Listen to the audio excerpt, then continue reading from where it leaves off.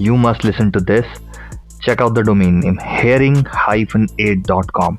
If you check herring8.com, this would already be taken. And if you check herring8.org, again that is taken. If you check herring8.net, even that will be taken. So this is where these types of hyphenated domain names comes into play. Herring-8.com. And if you see, even this is taken, but you can find other domain names too by adding a hyphen on it. So there was a time when hyphen domain names were trending.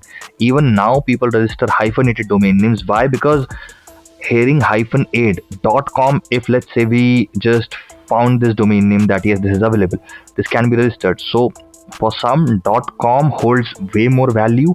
So what they do is they just put a hyphen, and this is how they register the names. Because if you check the other domain extension, they are not available with the same keywords. So in that case, people trust .com more, so they register hyphenated domain names. But when it comes to branding such domain names, this can be a problem. Imagine now, you just set up everything and now you have a great website, you have a great business, but when it comes to branding it, when it comes to telling people what your website is, what are you going to tell them?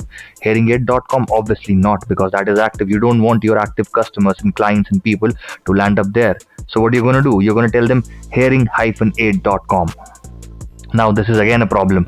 A lot of people will end up typing herring and HYPEN and then 8 then .com, or this doesn't sound brandable. So you gotta be very much aware. There are other things that you can do apart from just benefiting from the traffic. So you gotta be wise while choosing a domain name. Don't always have that thing in your mind that no matter what in the world is gonna happen, I'm gonna stick to the .com. This is where the other domain extensions comes into play. For such domain names, if you are not a company that is globally registered, you can go for niche-based domain extensions too. City, country-based domain extensions too. That will help you to boost your presence in that particular area. But if you are the one who is globally located, who have their numerous places, and that's a huge brand, in that case, you must focus on acquiring herring8.com. No, not hyphen and all that things. These things do happen. People acquire, and there is a lot of things that needs to be done with such kind of things. So in order to have a great domain name, you got to do a lot of things. Good domain names, you just can't register them over the counter. You got to pay some money and then get those names. So with these types of names, I'm not talking about the hyphen, I'm talking about herring8.com. These types of names not only give you a brand value, but also a very good authority. So anyone searching, there are a lot of people that searches Herring8. You can see Herring8, they're available on Amazon as well, and a lot of platforms, eBay and all that kind of things. But to build this platform, you gotta have such domain names that gives you authority and people Google it. And when people Google it, they'll directly come to these platforms because they derive a lot of traffic. So this is how you should be branding your business.